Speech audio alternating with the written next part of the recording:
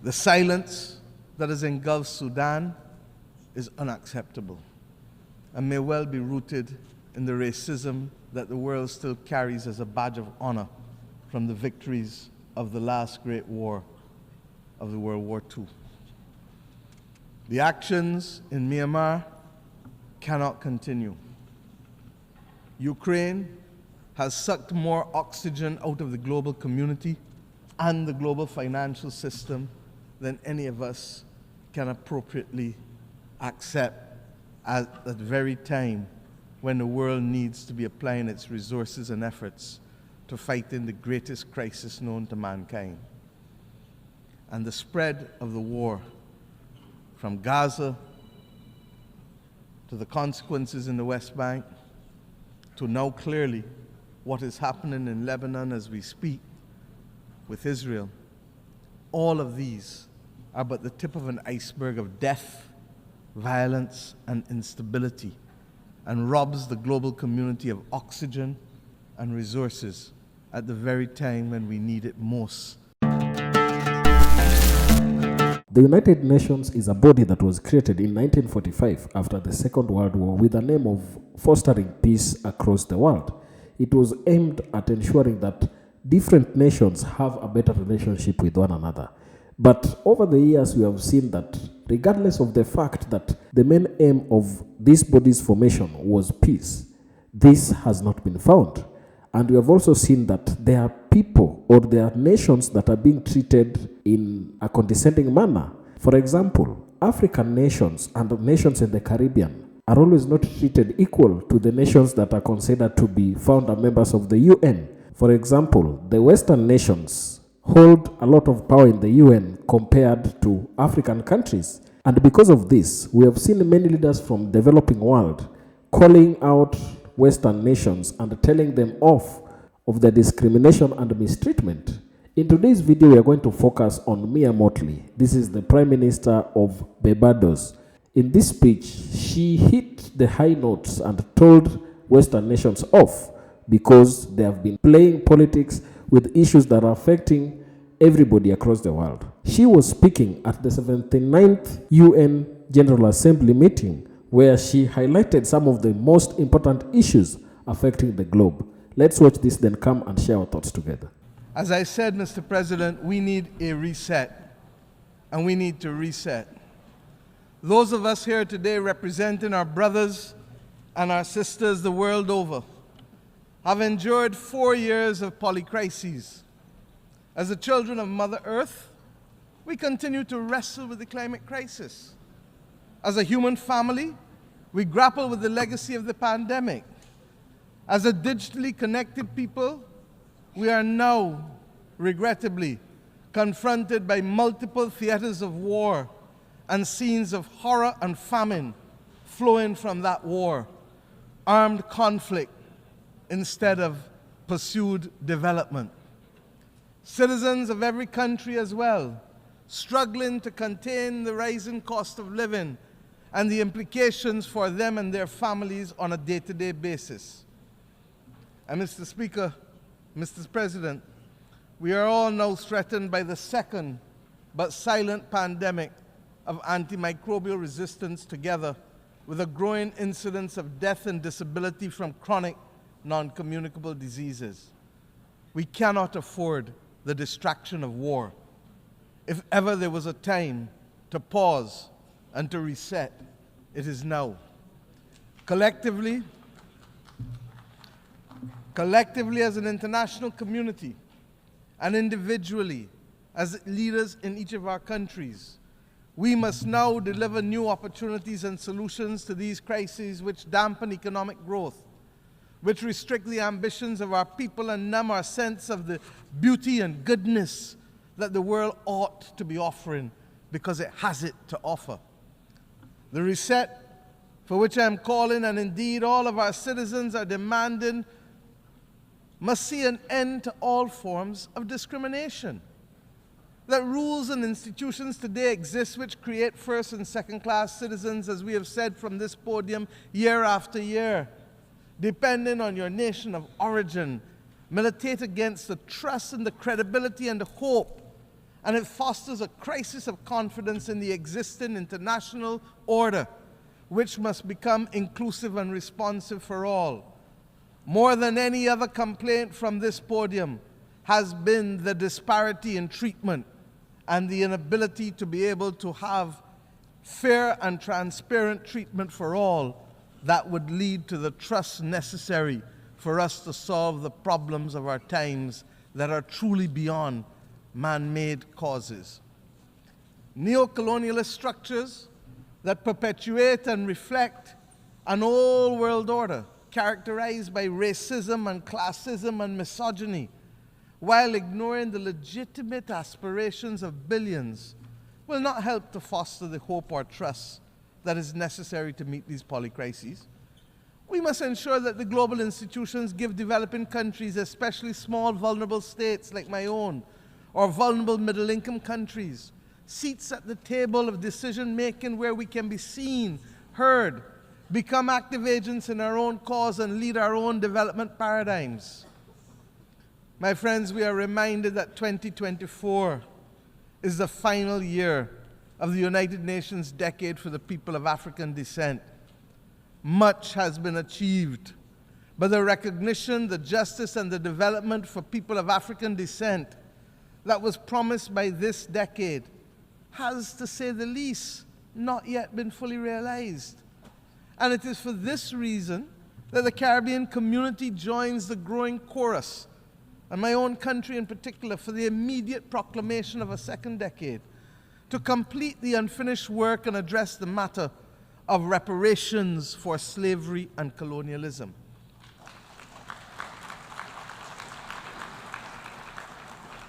I start here because this is a necessary but complex conversation, and the Caribbean community is resolute that it must happen. Its resolution lies, and I want to be very clear, its resolution lies in a multi-generational approach, in the same way that the 20 million pounds sterling debt that was incurred by the British government only was repaid in this 21st century, almost 200 years later, so that the notion of unaffordability becomes a non-issue once we recognize that the solution to reparations must be multi-generational and grounded in development. Mr. President, of necessity, the reset must also be characterized by institutional reform, which has to start in the United Nations councils. These councils suggest that some are full members, and others are only part members, and some may be part-time members, and some may be occasional members.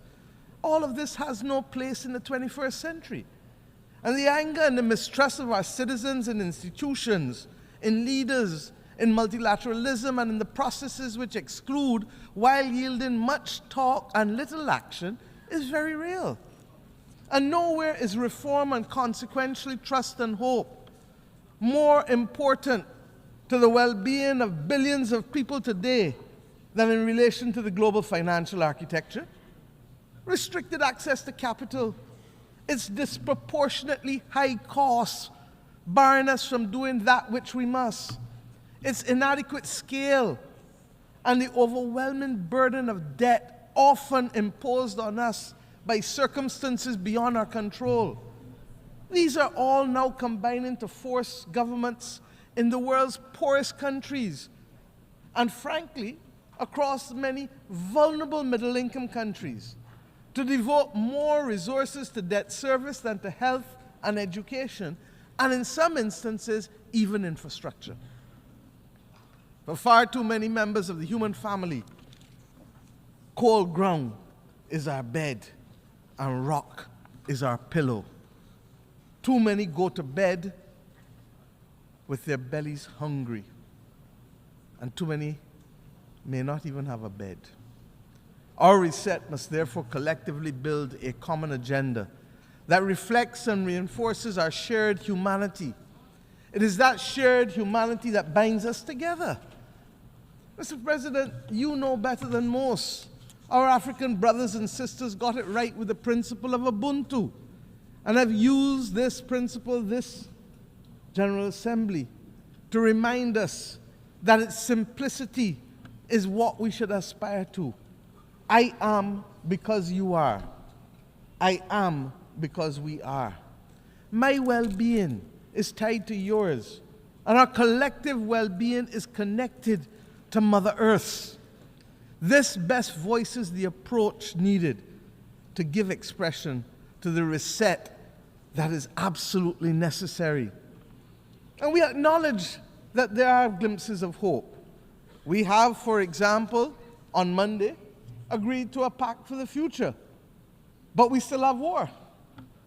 We have agreed on a global digital compact, but we still have raging pandemics in the slow motion silent pandemic. All of this rests, my friends, on the common agenda that the Secretary General had set out for us before. Yesterday, we agreed in a high-level meeting on a political declaration on antimicrobial resistance. A lot of fancy words, but this is where the rubber hits the road.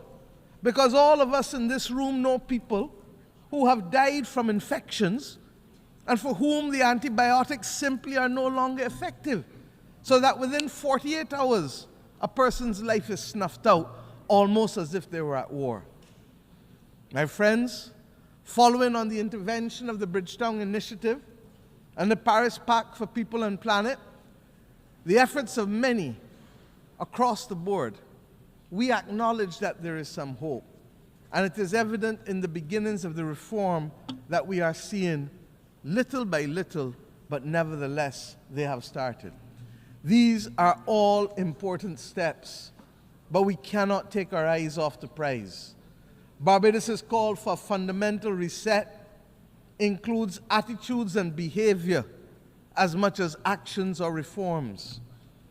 Heads of government are in agree that we must trigger national development agendas of transformation with both speed and scale. We have a date with destiny against 1.5 degrees. We know that that is what is needed to survive. And the implications for people, even as we speak, can be dire. But if there is a failure to act with clarity of purpose, and if the political will retards progress on the front of the much-needed reform within the international financial institutions, purely because heads of government do not speak to ministers of finance when they reach Washington, D.C., or their board directors, if there is a need for that to be dealt with, then, my friends, there must be a commitment to be equal to the current challenges of member states if we are not to perpetuate the discriminatory practices that result in undermining the transformational opportunities that we need. Depriving vulnerable countries from being able to access concessional income that is long enough to build the resilience to save lives and to protect livelihoods is unjust. And that is why we must remain focused. That is why, my friends, we launched yesterday the third iteration of the Bridgetown Initiative, which identifies three key principles, very simply. One, we must change the rules of the international financial system and reform its governance and instruments. Two, we must shock-proof vulnerable economies by dealing with debt and liquidity in a comprehensive, development-focused manner. And if we need to give countries a shot of liquidity like we give them a shot of adrenaline to avoid them falling off the cliff of death, then we must do so.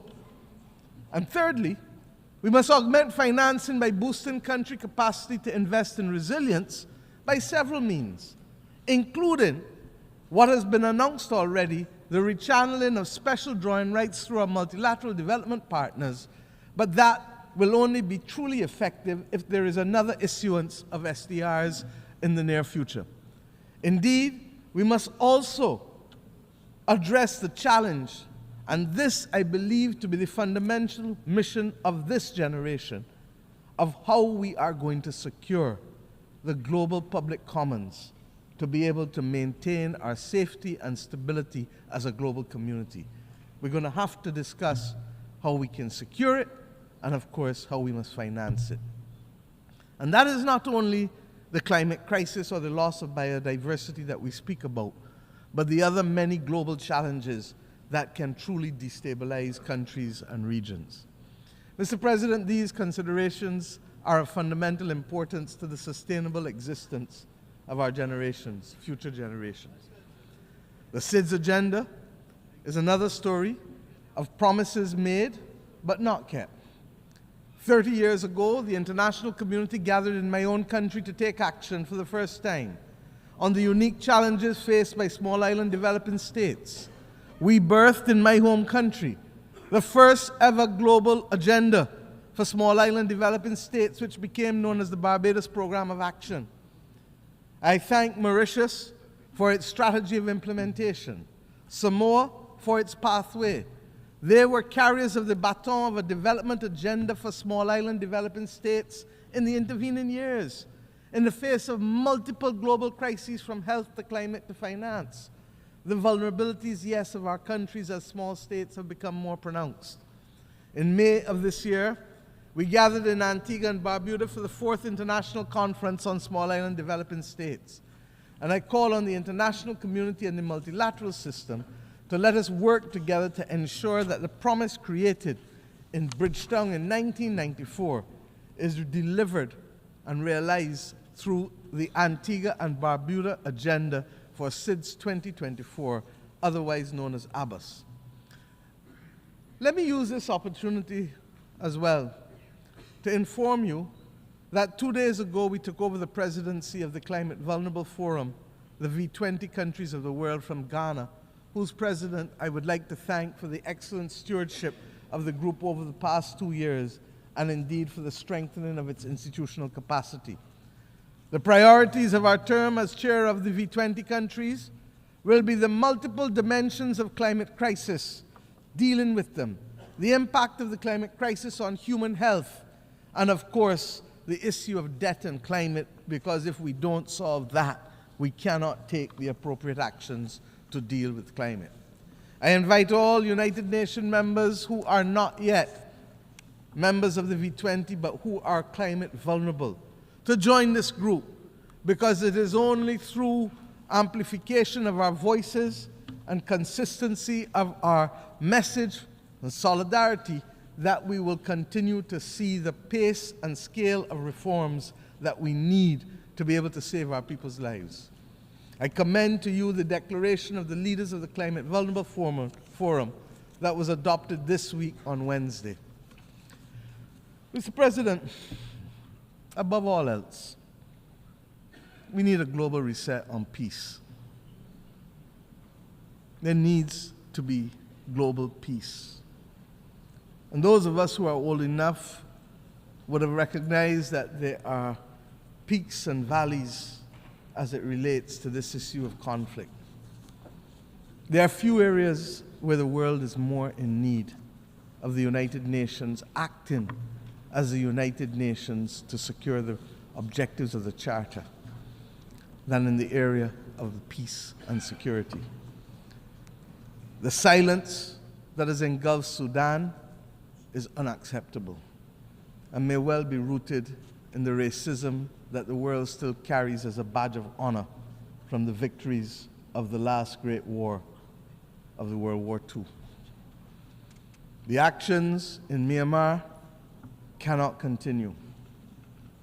Ukraine has sucked more oxygen out of the global community and the global financial system than any of us can appropriately accept at the very time when the world needs to be applying its resources and efforts to fight in the greatest crisis known to mankind. And the spread of the war from Gaza to the consequences in the West Bank to now clearly what is happening in Lebanon as we speak with Israel, all of these are but the tip of an iceberg of death, violence, and instability, and robs the global community of oxygen and resources at the very time when we need it most in a strategic way. We all know, as students of history, that even the longest war in history came to an end. These wars, yes, they too will come to an end. But the question is when and at what cost, and without much loss of life, with how many children not being able to be either given the chance to live or will now live with memories of war that will affect their every action for the next 60, 70, 80 years of their lives. Innocent people are paying the price with the one thing that is theirs to give, and they don't give it willingly. It is their life. Unless we address the root causes of these wars, one by one, and the manners in which they are being sustained and financed, we will never, never know anything else other than war and rumors of war in these theaters. The transmittal of these scenes of horror in real time into people's bedrooms, into people's living rooms, will trigger two extreme reactions, neither of which are acceptable to us in the third decade of the 21st century. We will either get the desensitizing of ordinary people to the loss of lives, especially those of innocent children and women on the one hand, or we will get, on the other hand, the anger and inclination for vengeance that it spawns necessarily. We need peace. And it cannot be too difficult for us to work for peace.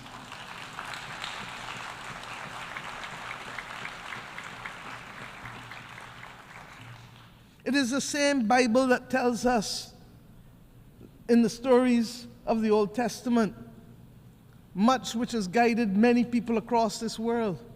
But when we turn from the Old Testament to the New Testament, it is Romans that says to us, "Vengeance is mine, saith the Lord," not any country, not any human being, so that the Bible can't be used as a convenient aid when it suits us and rejected when it doesn't. In the midst of this maelstrom, we were very clear. My country took the step this year of recognizing and establishing diplomatic relations with the state of Palestine, in spite of having supported a two-state solution since 1969.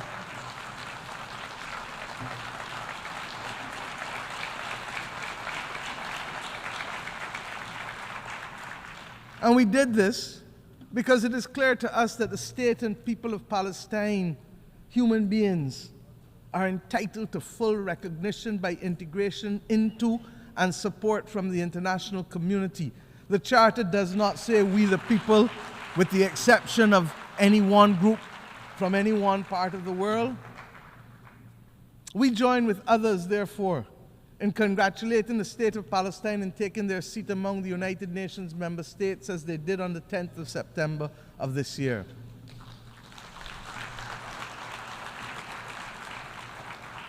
And let me be clear, we condemn the actions of Hamas on October 7th. But we equally and strongly deplore the humanitarian catastrophe in Gaza, which is the result of the disproportionate use of force by Israel. There's no justification for it.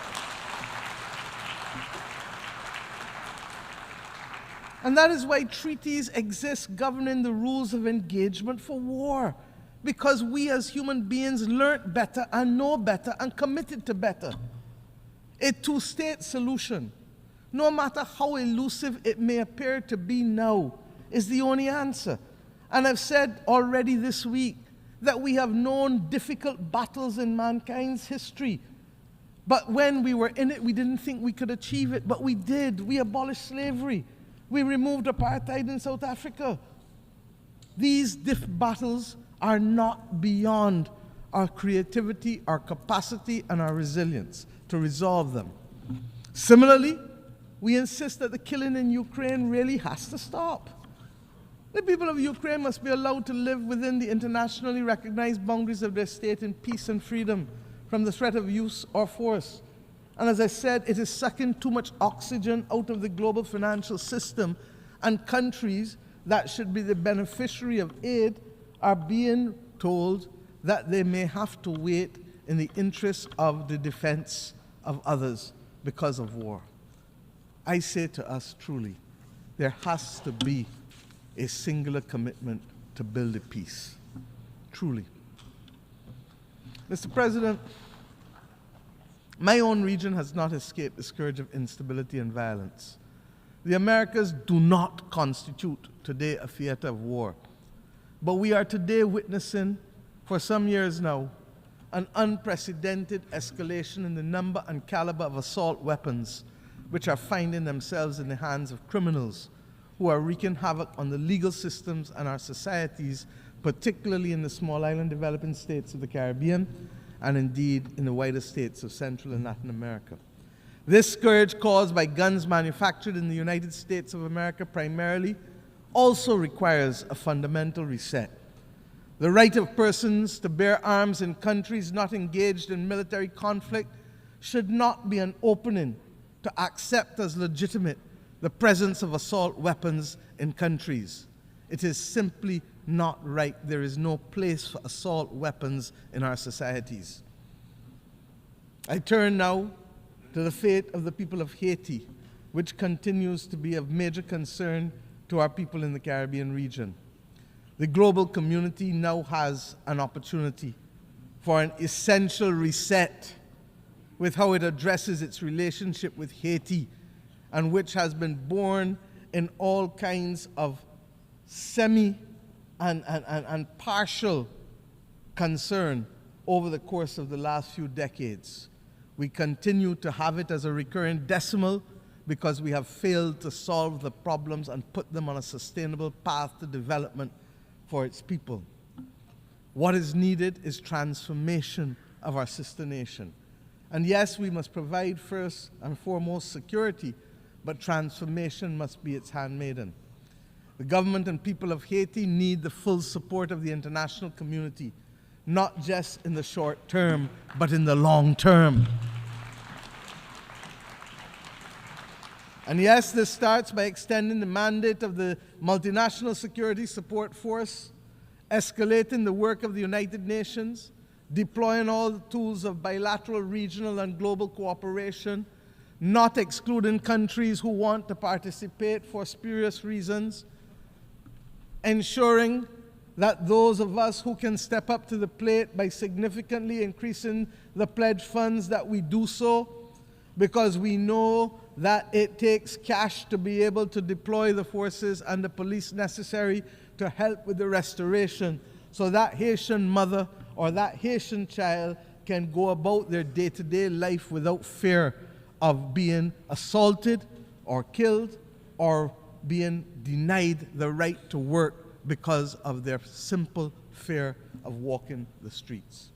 The Caribbean community has been working hard this year to support our largest member state. And in the early part of the first few months of this year, we met on Haiti almost 3 to 4 times a week to guarantee the stability that we ask you now to help us secure.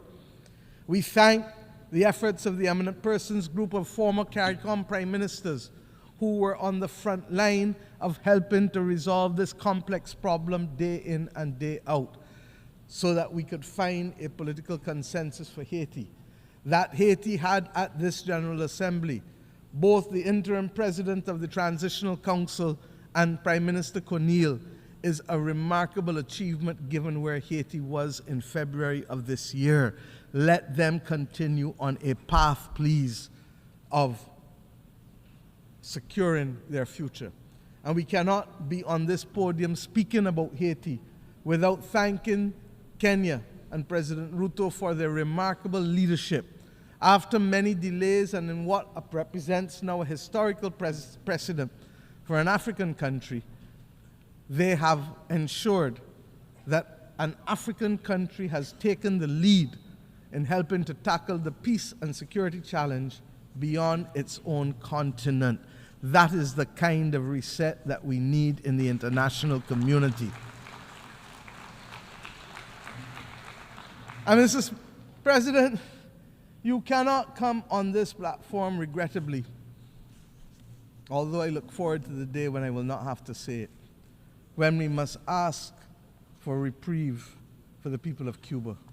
It is unacceptable, it is unconscionable, and that it continues today is a mark on our international conscience. The Cuban people continue to face the most dire of economic circumstances, and that this is directly as a result of its exclusion and its designation as a state sponsor of terrorism. And I have addressed our only knowledge of terrorism, and Cuba is in fact the dunging of the Cubana plane off the waters of Barbados, where Cubans, Guyanese, and Koreans were killed. My friends, Cuba has been a valuable partner stepping up for us when it has mattered most, by the provision of nurses and doctors in pandemics, and by the provision of other essential workers when the global community needed it and when people needed to be liberated in Southern Africa. The reality is that we must have and continue to have resolve in calling for the embargo to be lifted, and we will condemn it year after year after year because it is simply wrong. As we say so, we pray that the people of Cuba, as they determine what damages they have found from Hurricane Helen, as well as we pray for the people of Florida, who clearly are going to spend the next few days identifying the damage as a result of a hurricane that hit Category 4 when it reached Florida. This is the climate crisis that we speak about. The people of Nigeria are still counting the bodies with respect to the floods that took place there. We have hard work to do. In our own Caribbean region, Beryl literally decimated the islands of Carriacou and Union Island, and indeed would have affected Grenada and St. Vincent more broadly. Jamaica and my own country's coastal infrastructure was significantly affected, with our fishing industry, 90% of it being decimated. This season of superlatives, with its floods and droughts, its hurricanes and fires, will take the lives and livelihoods of too many. The climate crisis is hitting us almost weekly across the globe. The deniers of the climate crisis, they too need a reset that will admit of the absolute necessity of collective action by the global community to save our way of life and our planet. Mr. President, at the start of this week, the skies were much darker. I truly believe so. We are starting to see some glimmers of light. We leave New York this week noting that the clouds are lifting, conscious that the sun is peeping out in certain areas, not all, but in certain critical areas, giving us a sense of renewed hope that reset is in fact not only possible, but necessary in key areas: institutional reform, reform in our financial architecture, reform in how we view development, but above all else, reform in how we see each other and value each other. This hope springs from the Pact for the Future and the many declarations that we have made here, the terms in which my fellow leaders spoke from this platform for the most part, the urgent need to recognize reset, reset, reset, even if they didn't call it by that name. It is as if we all truly understand and accept the challenge of rising to solve the major difficulties that are faced by the people of the world, and to recognize that global moral strategic leadership requires of us the commitment to redress the wrongs and to take care of saving people and planet. But recognition of the need for the reset, while it is the first step in any issue, what is now also needed is eternal vigilance as our companion, so that as we take the steps to transform attitudes and institutions and rules, we will not succeed overnight. We will not succeed even in the next decade.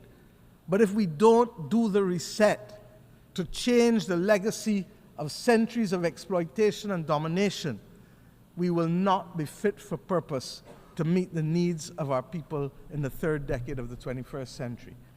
I can think, therefore, of no better way to conclude than with a song that I had cause to use almost 30 years ago from my own country.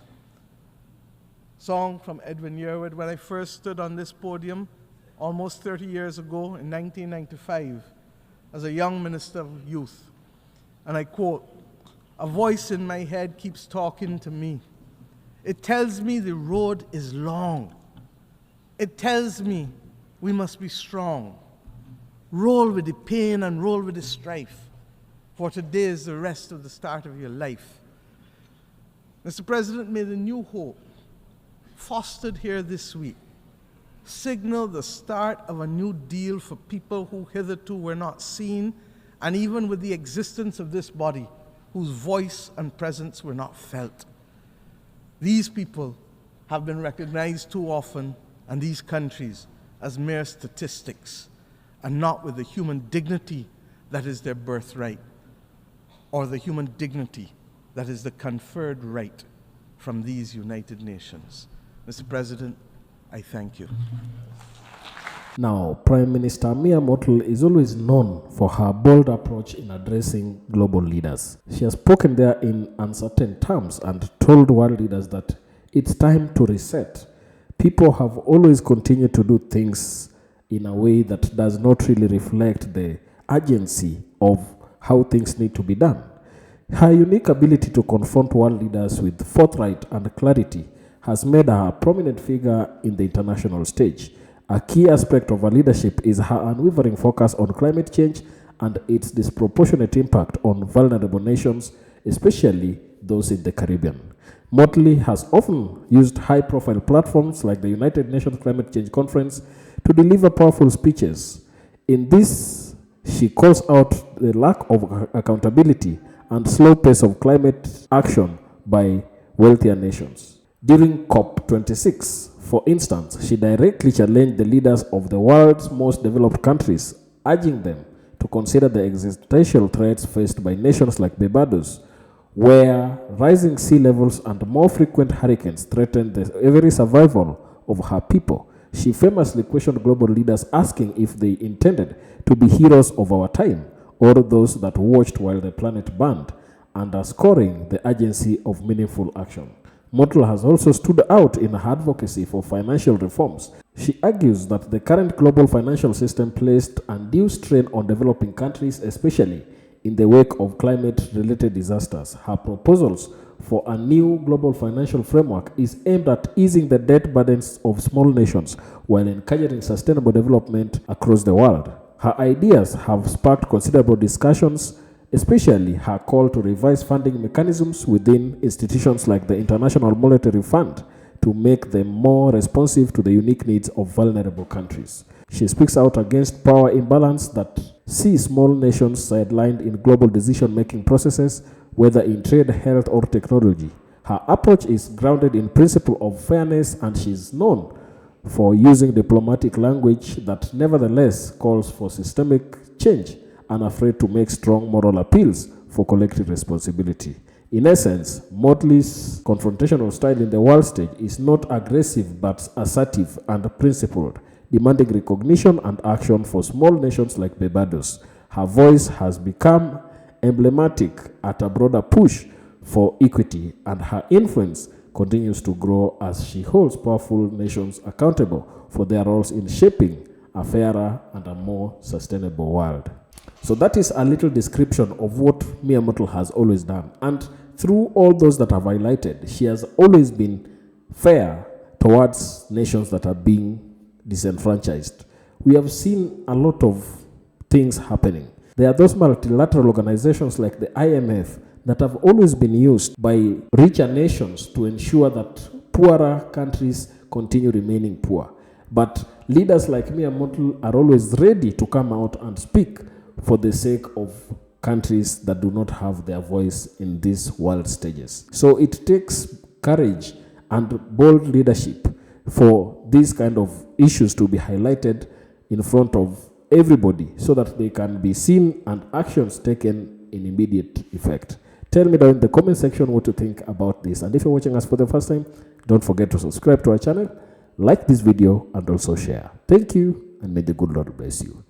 Goodbye.